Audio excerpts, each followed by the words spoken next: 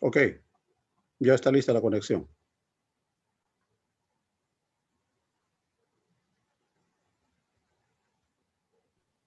Sí, ya está lista la conexión. Entonces podemos proseguir. Humberto, te dejamos la libertad, toda la libertad. Muchas gracias. Vamos a empezar entonces la reunión de esta noche. Sean todos bienvenidos a nuestra reunión de alimento espiritual en Cristo. Continuamos siempre los miércoles y viernes a las 8 de la noche. En algunos momentos tenemos algunas dificultades de conexión, pero de todas maneras vamos a empezar. Vamos entonces a iniciar esta noche nuestra reunión, empezando con una oración pidiendo la presencia del Espíritu Santo de Dios con nosotros y en nosotros. Oramos. Padre querido, gracias por adoptarnos como hijos tuyos. Gracias, hermano Jesús, porque tu sacrificio hizo posible volver a conectarnos, a religarnos con ustedes. Y gracias, Santo Espíritu, porque actualmente tú estás trabajando en nuestra transformación personal, espiritual y general. Acompáñanos en esta noche, ayúdanos a entender tu palabra y que esta sea una realidad en nosotros y con nosotros. En el nombre de Jesús lo pedimos. Amén. Bien, esta noche tenemos un tema sumamente interesante para los cristianos, necesario de aprender y profundizar. El tema de esta noche lleva por título La salvación. Muchos cristianos comentan acerca de la salvación, trabajamos en la salvación, Cristo vino a salvarnos, estamos en un proceso de salvación, tú te vas a salvar, otros no se van a salvar, en fin.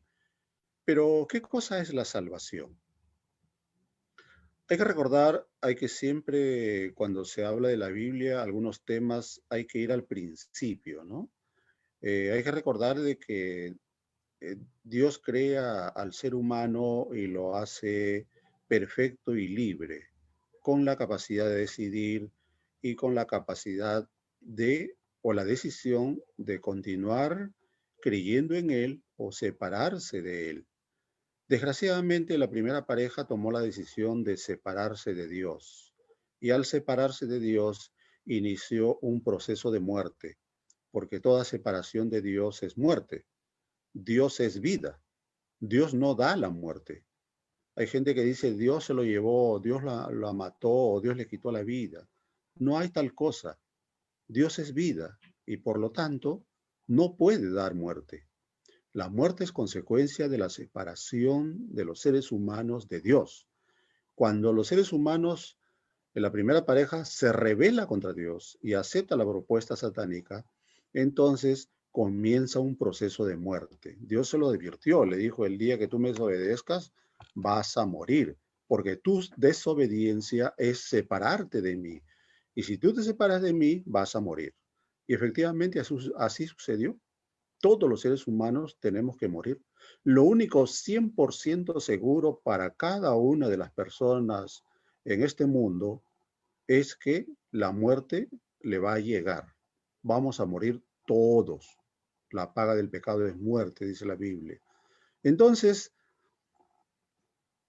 Dios, en su infinita sabiduría, previendo la posibilidad de la rebelión y la muerte que iba a desencadenar la muerte de la humanidad, preparó lo que se llama el plan de rescate. También se le llama el plan de salvación o el plan de redención o el plan de rehabilitación. Tiene diversos nombres, pero el nombre principal es el plan de redención, plan de salvación. ¿En qué consiste este? El plan de salvación consiste en que la humanidad entera que se ha separado de Dios, se ha revelado de Dios y la única consecuencia que va a tener es la muerte, Dios le quiere devolver la eternidad porque los seres humanos fuimos creados para vivir la eternidad. Pero repito, los seres humanos decidimos no vivir la eternidad y preferimos la muerte. Ignorantemente, tontamente o ingenuamente, preferimos la muerte. Y esa es una actitud que toda la humanidad todavía mantiene. Actúa así. Escoge la muerte, no escoge la vida, escoge la muerte.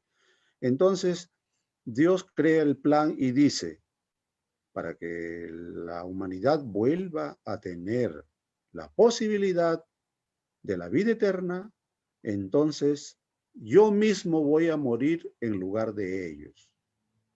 Y el que toma esa decisión fue el Hijo de Dios. El Hijo de Dios, como Dios no puede morir, el Hijo de Dios toma la naturaleza humana, viene a este mundo. Cristo por eso no es un extraterrestre, Cristo es un humano, nació aquí, nacido de mujer. Nació de mujer, tomó la naturaleza humana, tuvo un cuerpo humano y murió. Él que no cometió ninguna falta, ninguna rebelión, ningún pecado, murió en nuestro lugar. Entonces, ¿qué cosa es la salvación? La salvación es el proceso por el cual la humanidad va a volver a disfrutar de la eternidad gracias al sacrificio de Cristo que murió en lugar de cada uno de nosotros. Entonces, con esta breve introducción, vamos directamente a evaluar el tema de esta noche. ¿Cuál es la consecuencia final del pecado?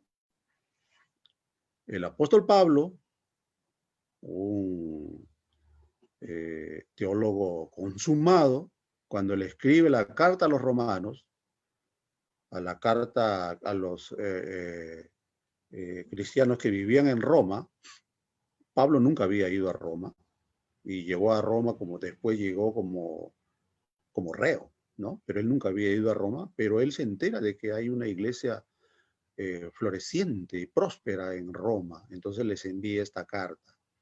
Y en esta carta les dice en el capítulo 5, el verso 12, por medio de un solo hombre, cuando la Biblia dice hombre se refiere a la primera pareja, por si acaso, por medio de una sola pareja, dice, el pecado entró en el mundo y por medio del pecado entró la muerte. Fue así como la muerte pasó a toda la humanidad porque todos pecaron. Todos los seres humanos pecamos, nos rebelamos contra Dios, renegamos contra Dios, nos hemos separado de Dios, vivimos lejos de Dios. El que se separa de Dios asegura su muerte, ¿no? La Biblia textual dice el mismo verso, por tanto, como el pecado entró en el mundo por medio de un hombre y por medio del pecado la muerte, así también la muerte se extendió a todos los hombres, en base a la cual todos pecaron.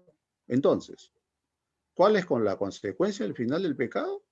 De la rebelión, de la separación de Dios, es la muerte. Ese es todo, ¿no? La consecuencia, el resultado del pecado, la paga del pecado es la muerte. Todos estamos condenados a morir. Hemos heredado la muerte y no solamente la muerte física, que es la por la cual todos pasamos, también hemos heredado la muerte eterna. Todo aquel se separa de Dios no solamente va a pasar por la muerte física, sino también por la muerte eterna. Entonces, Cristo nos da una oportunidad. ¿Y cuál es esa? ¿Puede el hombre resolver el problema del pecado? ¿Qué dice el profeta Jeremías en el capítulo 2, verso 22? Dice, aunque te laves con lejía y te frotes con mucho jabón, ante mí seguirá presente la mancha de tu inequidad, afirma el Señor omnipotente. La Biblia textual la traduce de esta forma. Aunque te laves con lejía y uses mucho jabón para ti, la mancha de tu pecado aún está delante de mí, dice Adonai Yahvé, dice el Señor, ¿no? Entonces, ¿puede el hombre resolver el problema del pecado? No, no puede. Haga lo que haga. Se esfuerce lo que se esfuerce. Dedique lo que dedique. No va a poder resolver el problema del pecado. Esa es una solución que solamente Dios nos puede dar si es que nosotros ponemos nuestra voluntad bajo su dirección. De lo contrario, es imposible. Entonces, ¿qué solución tenemos? Aquí está la solución. ¿Qué provisión hizo Dios para salvar al ser humano de sus pecados, de su rebelión? de su separación de Dios, porque la separación de Dios es la muerte, ¿no? Juan en el capítulo 3, el verso 16, es un verso muy conocido por la gente y que lo repite casi de manera continua. Dice, porque tanto amó Dios al mundo que dio a su Hijo unigénito, para que todo el que cree en Él no se pierda, sino que tenga vida eterna. Entonces, el sacrificio de Cristo fue producto del amor de Dios. Cuando digo Dios, estoy mencionando al Padre, al Hijo y al Espíritu Santo. Los tres se pusieron de acuerdo, por amor a la humanidad, entregaron al Hijo para que ocupara el lugar de muerte de toda la humanidad. La traducción lenguaje actual lo dice de una manera mucho más directa. Aquí habla en primera persona. Dice, Dios amó tanto a la gente de este mundo que me entregó a mí, que soy su único hijo, para que todo el que crea en mí no muera, sino que tenga vida eterna, ¿no? En la nueva versión internacional está en tercera persona. La Biblia Reina Valera también, pero la traducción lenguaje actual es mucho más directa, ¿no? Habla en primera persona Jesús. Dice, me entregó a mí, mi Padre me entregó a mí para que yo muera por ustedes, para que por mi muerte ustedes puedan tener vida eterna. No esta vida solamente, sino la vida eterna.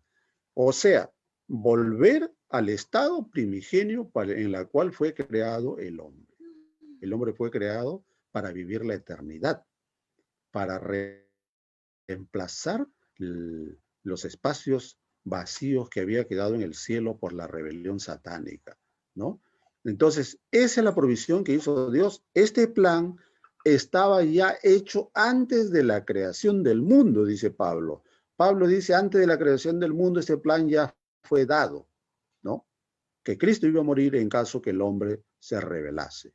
Porque todo ser humano, todo ser, no solamente los humanos, que tiene el libre albedrío, tiene la posibilidad de rebelarse o mantenerse en las líneas o los lineamientos o en la ley de Dios.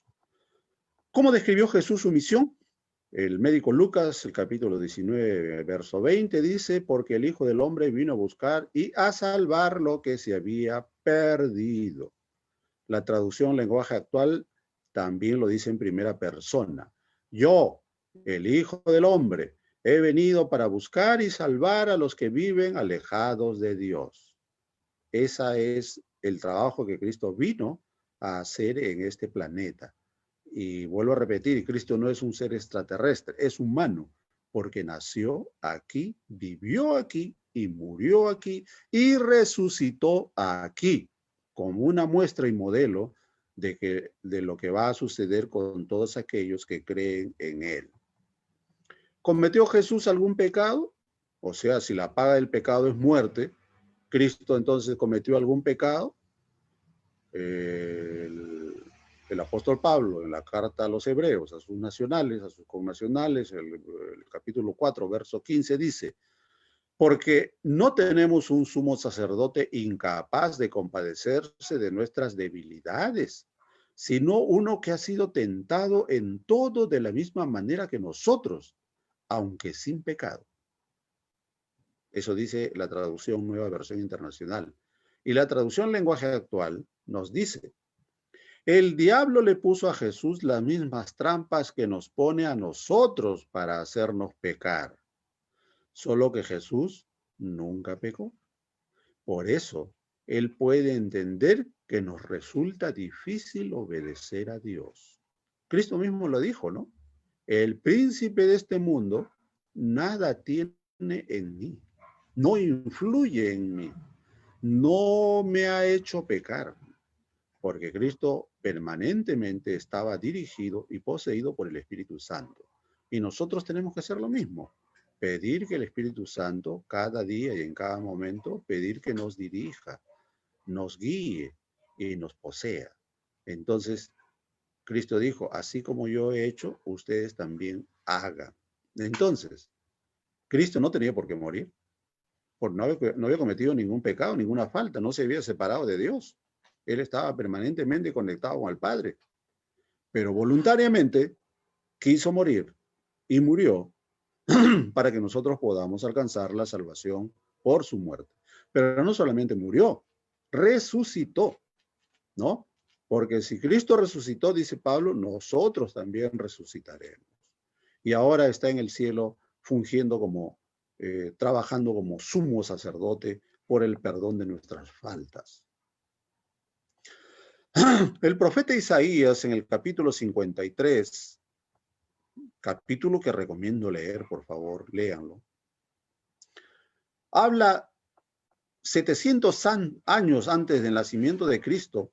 El profeta Isaías ya explicaba cómo iba a ser la vida de Cristo y su intervención cuando él naciera, ¿no?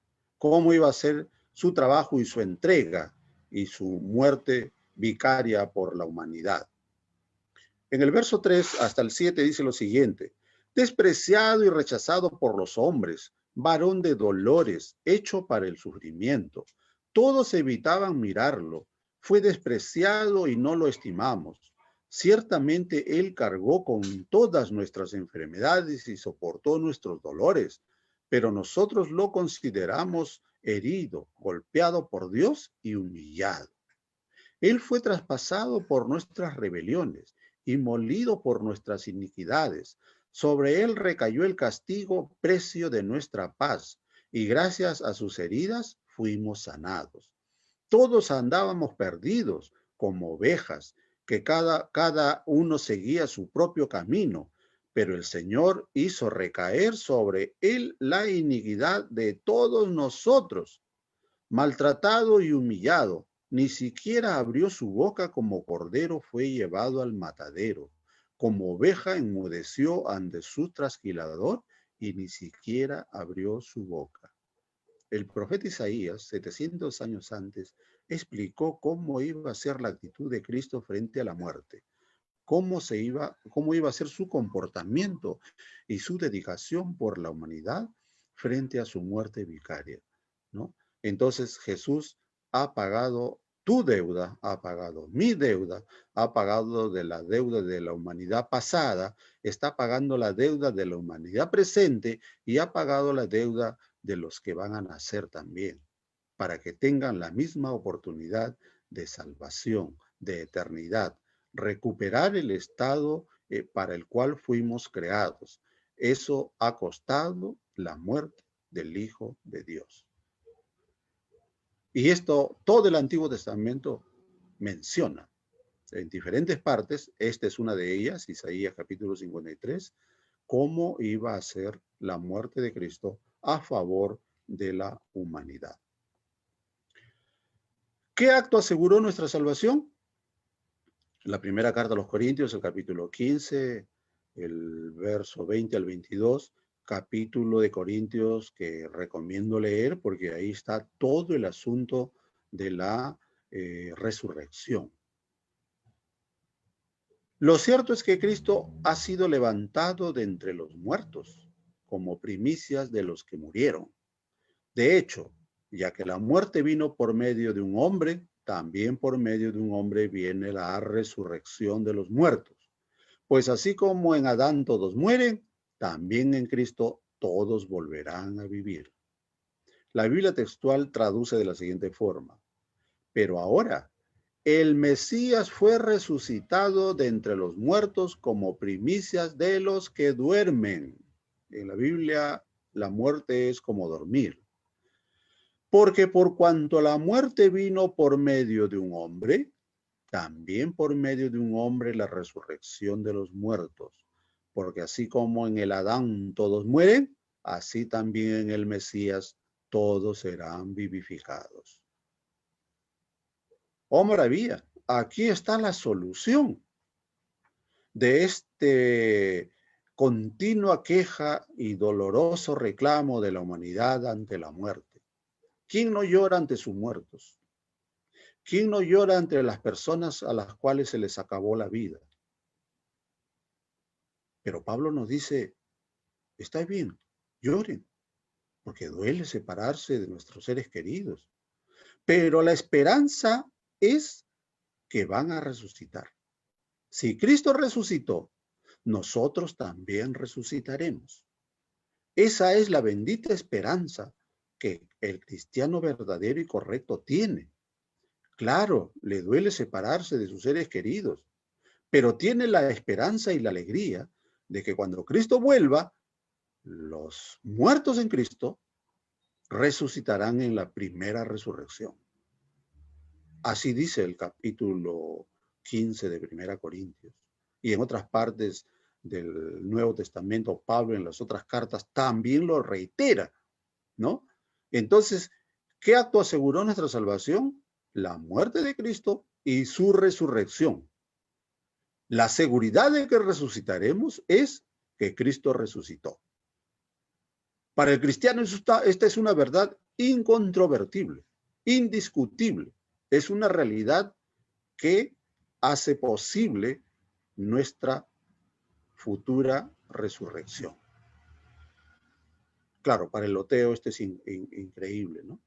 Para las personas que son contrarias a la teología cristiana, también es algo imposible. Pero los cristianos que tienen fe en Cristo, esta es una realidad, ¿no? Y volveremos a reunirnos con nuestros seres queridos. Volveremos a reunirnos con nuestra madre, nuestra abuela, nuestro padre, el hijo que murió, el hermano que queríamos tanto y que murió, nuestra pareja que murió, etcétera, etcétera. Volveremos a reunirnos. Porque esta no es un cuento. La prueba fehaciente de que vamos a resucitar es que Cristo resucitó.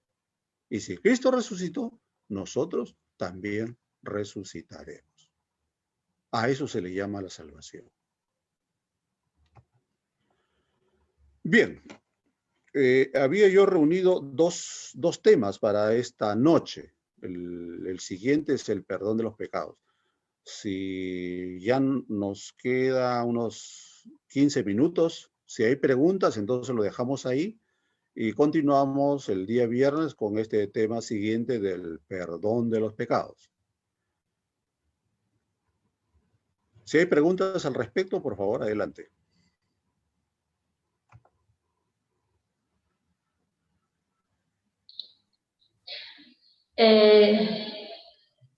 Hermano Humberto, quisiera hacer una pregunta. Adelante. Ay, te lo escucho.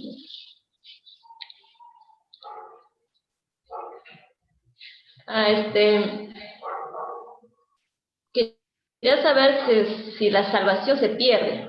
Cuando uno de repente mueres en falta delante de Dios, si la salvación se pierde ahí, quería saber eso. Pablo habla de la conducta del cristiano de manera permanente, imitando, bueno, no me gusta utilizar la palabra imitar, ¿no? Pero bueno, siendo como Cristo, ¿no? O sea, siendo cristianos auténticos, ¿verdad? Y ese es un trabajo que tenemos que hacer todos los días. Pues bien, Santiago también menciona de que oremos los unos por los otros, ¿no? Para evitar esa posible pérdida. Pero cada día pecamos y cada día pedimos perdón. Y Dios cada día nos perdona, ¿no? Entonces, como cada día Dios nos perdona, entonces estamos habilitados para mantener esa relación de perfección permanente que tenemos con Dios a través de su Santo Espíritu. ¿Cuándo se pierde la salvación? Cuando la persona se aparta definitivamente de Dios y cuando su conducta, dice Santiago, es una conducta como de muerte, ¿no? O sea que ya ha negado completamente a Dios, se ha apartado completamente de Dios y no quiere saber nada. El Espíritu Santo permanentemente lo invita a restablecer una reunión o una mejor relación con Dios, pero él la rechaza. Permanentemente vive rechazando la invitación del Espíritu Santo para volver a tener una relación con Dios. Entonces, la Biblia, a través de Pablo, Santiago y Juan, mencionan que ese ya es un pecado de muerte. Entonces, en ese caso sí se perdería. Pero la persona que está en permanente comunicación y en permanente actividad cristiana a través del Espíritu Santo no tiene de qué preocuparse, ¿no? Existe esa polial, existe, claro, pero es la persona que ha declarado una actitud contraria a Dios, terca y permanente. En ese caso sí, ¿no? Pero el cristiano no tiene de qué preocuparse. Si es Cristo el que lo guía, es el Espíritu Santo el que lo transforma cada día, no tiene de qué preocuparse. Puede vivir su vida de manera tranquila, pero sin descuidarse de su relación con Dios. Ya, hermano, gracias. Con mucho gusto. ¿Alguna pregunta más? Sí, Humberto, ¿me escuchan bien, no? Sí, adelante. Humberto, si bien es cierto, nosotros acá en la tierra todos somos pecadores, todos, o sea, no hay ninguno que pueda decir que no es pecador. Y Jesús mismo lo dijo en tantas prédicas que él tuvo, ¿no? En Pablo, y etcétera. Entonces nosotros de alguna manera, escuchando lo que tú nos has dicho, entonces debemos estar tranquilos y seguros, aún siendo pecadores, o es que o es que tenemos pues lógicamente que tratar en todo lo posible de, de pecar cada vez menos, ¿no? Porque el pecado es apartarse de Dios, y al apartarse de Dios, entonces la salvación se aleja, ¿no? Entonces, por ese lado, mi pregunta sería,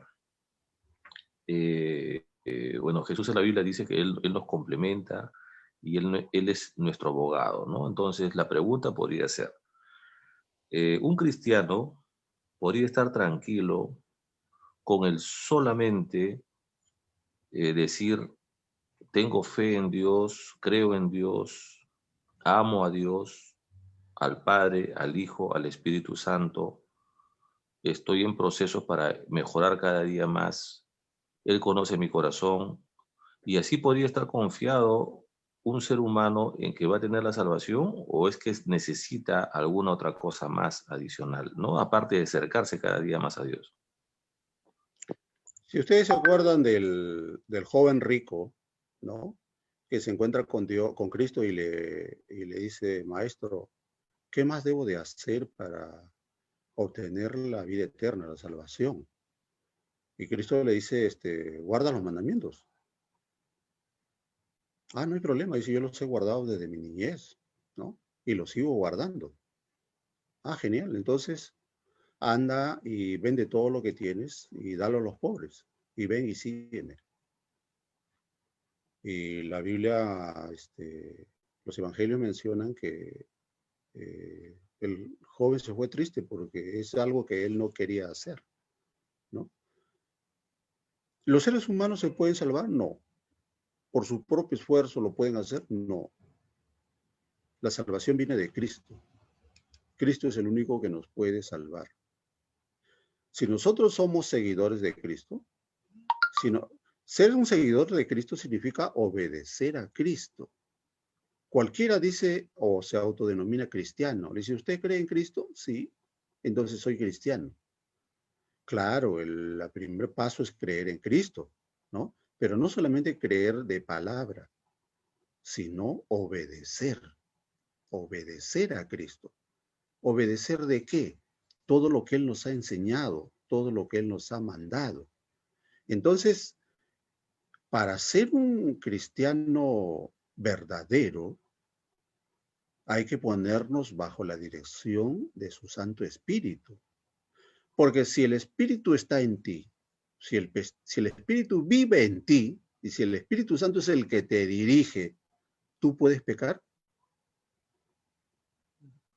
No, ¿verdad? Porque el Espíritu Santo vive en ti. Él mejora tus pensamientos, mejora tus palabras, mejora tu conducta, mejora tus actos. Entonces no podrías pecar. Y si lo haces, lo vas a hacer cada vez menos, porque es el Espíritu Santo el que está haciendo ese proceso de transformación permanente, diaria. Pero eso también es voluntario. Entonces, si tú quieres, pides que el Espíritu Santo te dirija y te posea cada día, o lo dejas de hacer, ¿no? Porque el Espíritu Santo no exige ni obliga a nadie.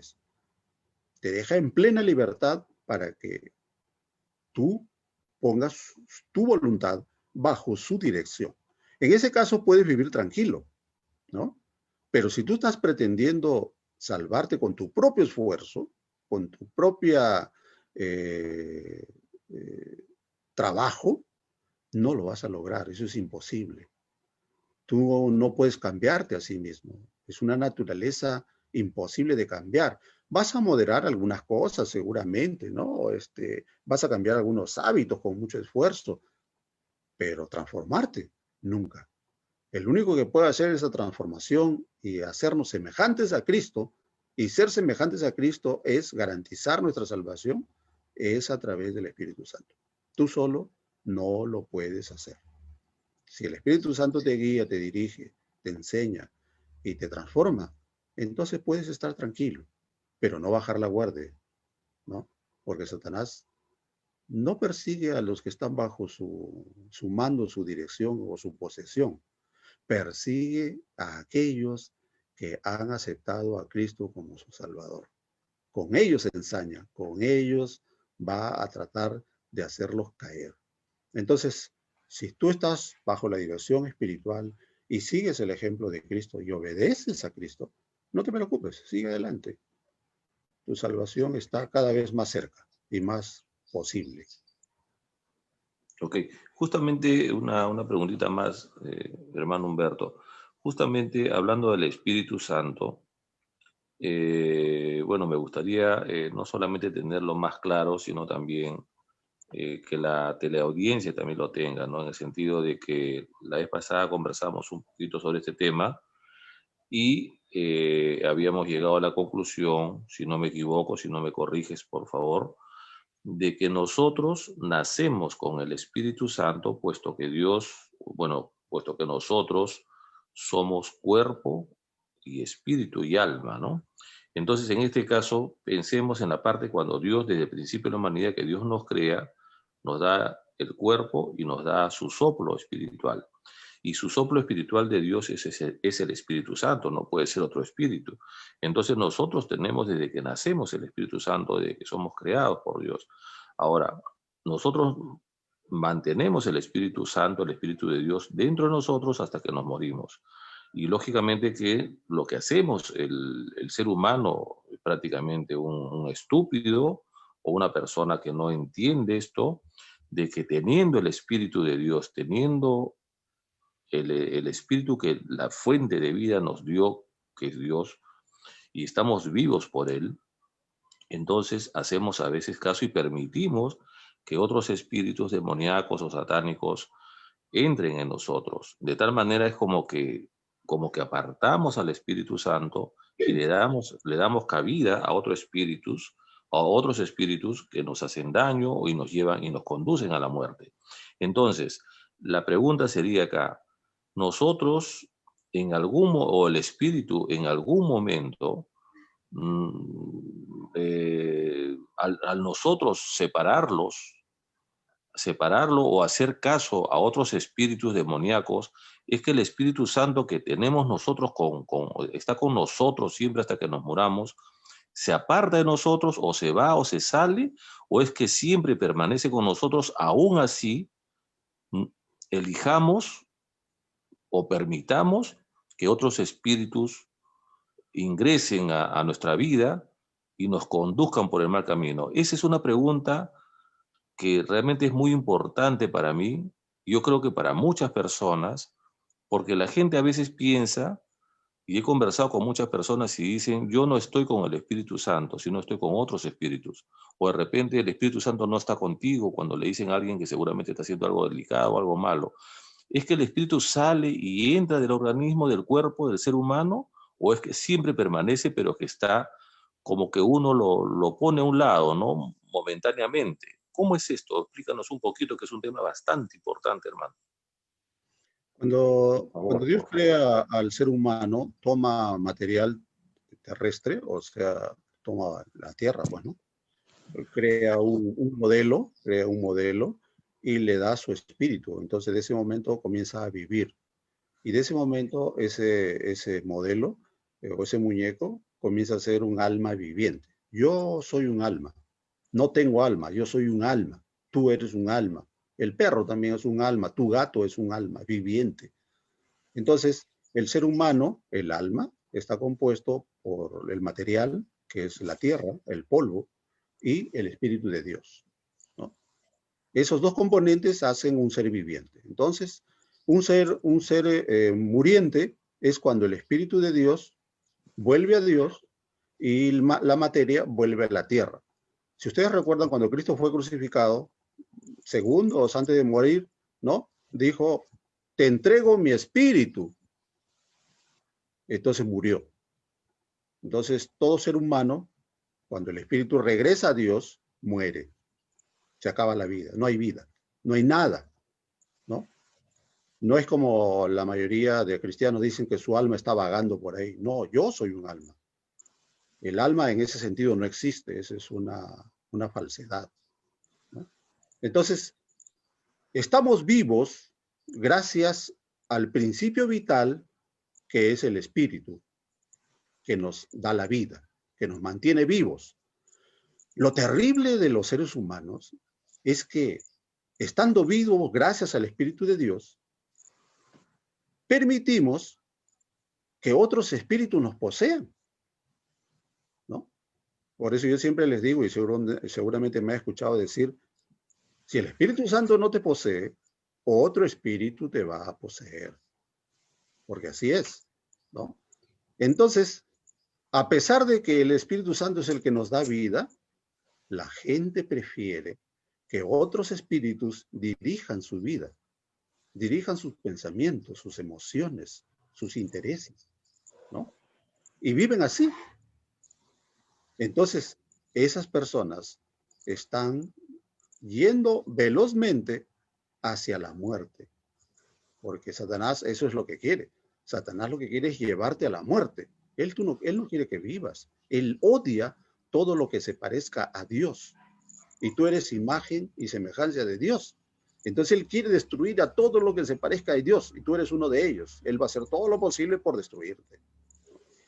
Entonces sería una gran tontería que los seres humanos que dependen de la vida a través del Espíritu de Dios, ¿no? Permitan el ingreso en sus vidas de otros espíritus que se contraponen y que chocan contra el Espíritu Santo.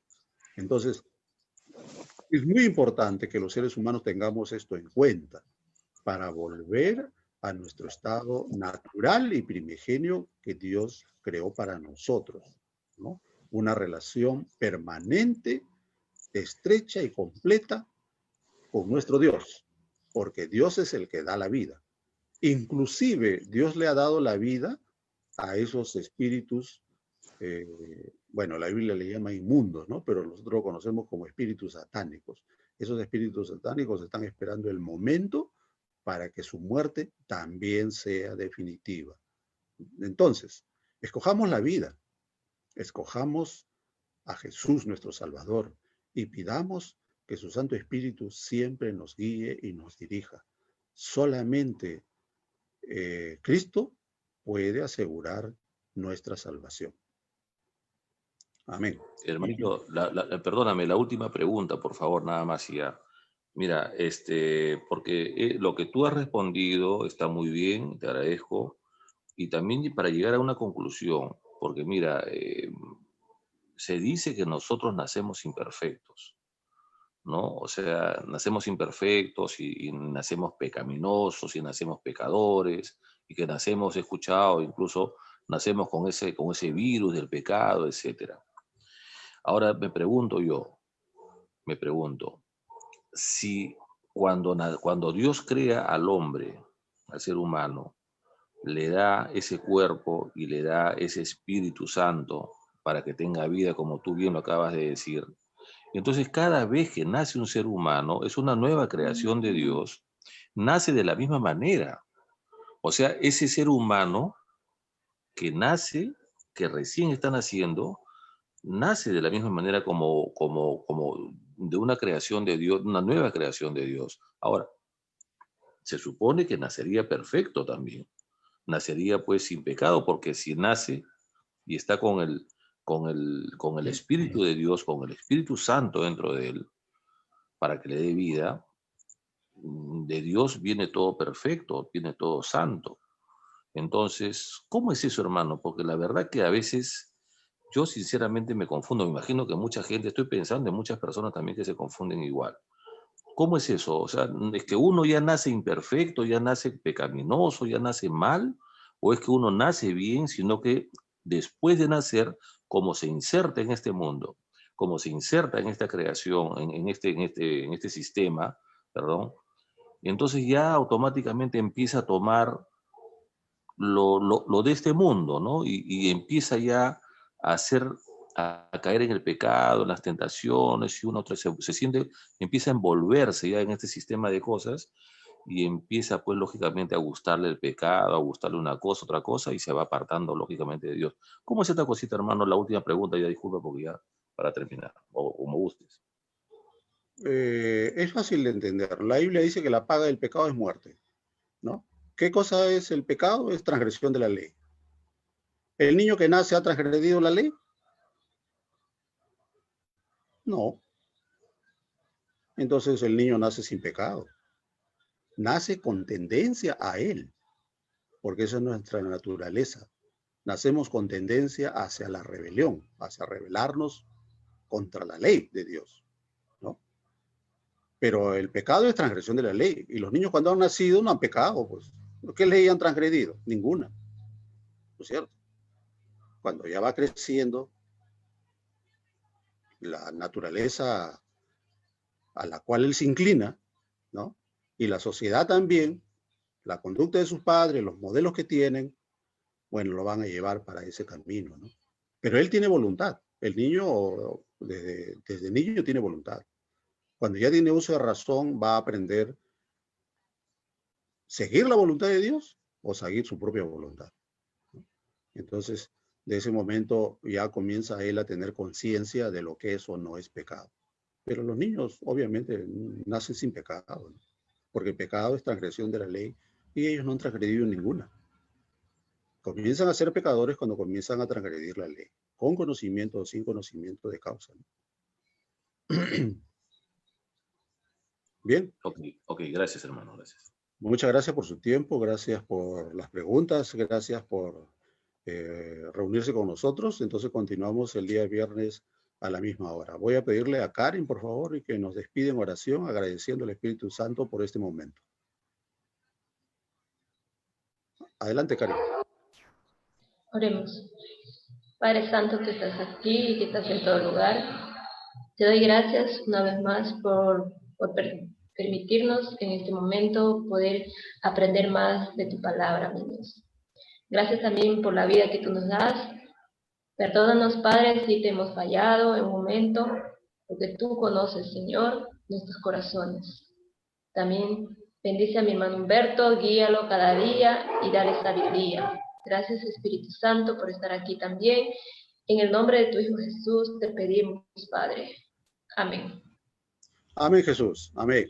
Recuerden entonces ustedes que el próximo viernes trataremos el tema el perdón de los pecados. Cómo nuestros pecados, que a veces nos abruman y nos llevan hasta el psicólogo o al psiquiatra, pueden ser perdonados.